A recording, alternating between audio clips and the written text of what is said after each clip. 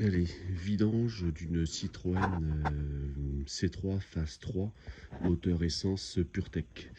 Donc, type de filtre à huile, donc on va donc démonter par en dessous et donc prévoir 4 litres d'huile. Alors avant de commencer, on tire la jauge d'huile pour faire une entrée d'air. Et donc maintenant on va passer sous le véhicule.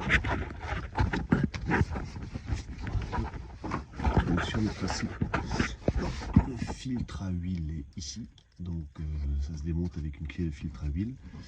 Et le boulon de vidange est ici. Donc c'est une clé Allen. Donc voilà, pour desserrer le bouchon, clé Allen H8. Et donc on va dévisser et l'huile va s'écouler. Je vais retirer le bouchon hors caméra.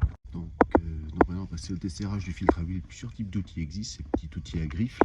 Mais ici on a un peu de mal, il y a une vis derrière le carter.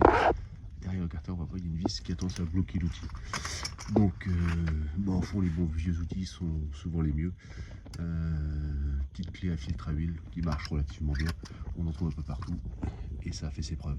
Donc sur le principe, on dévisse toujours dans le même sens. Voilà. Et là, donc, je vais pouvoir finir de le desserrer à la main en mettant forcément le bidon d'huile en dessous. Donc voilà, on finit de le desserrer à la main autant que possible. On essaye de le tenir bien droit parce que ça va couler de l'huile, forcément. Ça va libérer une poche d'huile. Hop. On fait quand même quelques filets.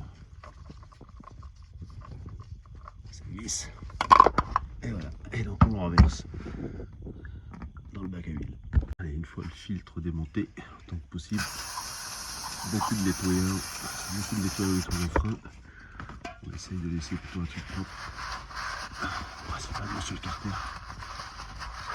Donc là, on va pouvoir remonter le filtre, on va pouvoir remonter le nouveau filtre. Allez, comme d'habitude, un petit peu d'huile neuve pour mettre sur le joint, pour éviter surtout au démontage que ça se enlève facilement.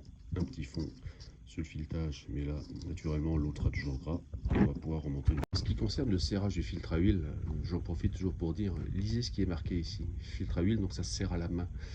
Vous avez des chiffres ici, donc on va le visser jusqu'à ce qu'il touche le carter. Et dès qu'il commence à toucher, il faut visser de 3/4 de tour en plus maximum. Donc vous pouvez voir, il y a des chiffres, là on voit 1, ici, bah, pas de bol, c'est pendant 4, 3, 2, et dans tous les cas, donc il faudra faire 3/4 de tour maximum en le serrant à la main, pas plus. Alors allez, donc sur le principe, c'est pas compliqué, on le présente en dessous, on dévisse un petit peu le temps qu'il trouve son filetage. Dès qu'on l'a trouvé, là c'est le cas, il commence à rentrer dedans.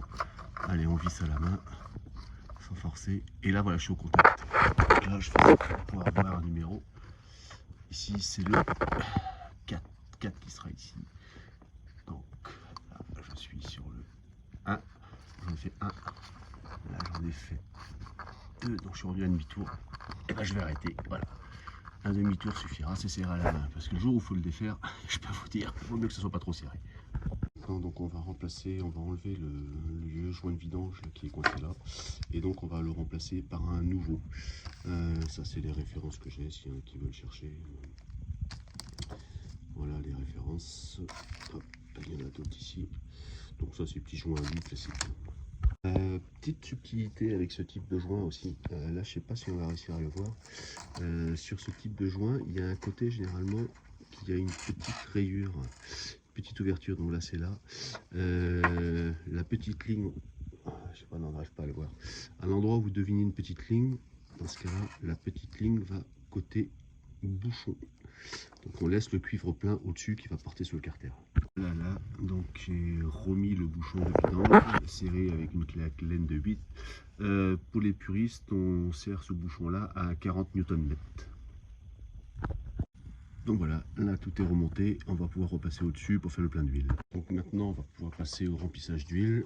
Donc on ouvre le bouchon et sur la base, ça va être 3,25 litres. Donc là je vais commencer par mettre 3 litres tout de suite dedans. Donc voilà.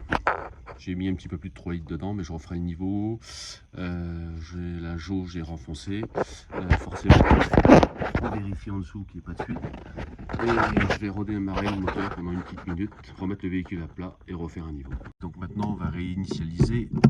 D'habitude vous avez la petite clé là qui apparaît et une autre petite clé ici qui apparaît disant que vous devez faire la vidange. Bon, moi je l'ai fait un peu en avance, ce qui explique que j'ai pas besoin. Donc par contre comment réinitialiser, ce principe c'est relativement simple. On coupe le contact, on met le contact à 0. On va appuyer sur ce bouton là, ici. On voit également une petite clé molette, celui qui est complètement à gauche là. Donc je vais appuyer dessus, je reste appuyé dessus et je vais remettre le contact en même temps. Je vais le remettre. Donc là je viens de remettre le contact et on voit un décompte qui est en train de se faire. 6, 5, 4, 3, 2, 1. Voilà, on y arrive. Donc voilà, tout s'est remis à 0 au niveau maintenance. Voilà. Voilà, donc je viens de rajouter un tout petit peu d'huile pour avoir les 3,25 litres. Et donc pour info, quand vous sortez la jauge qui est normalement à cet endroit là, vous la cherchez avec l'embout jaune là. Le niveau d'huile normalement entre cette pointe là et cette pointe là. Le problème c'est quand l'huile est neuve, on n'y voit quasiment rien. Donc moi je sais que je suis bon parce qu'il faut regarder à peu près la lumière. L'huile reflète un peu la lumière alors que quand il n'y a rien c'est sec, ça reflète pas. Voilà, terminé.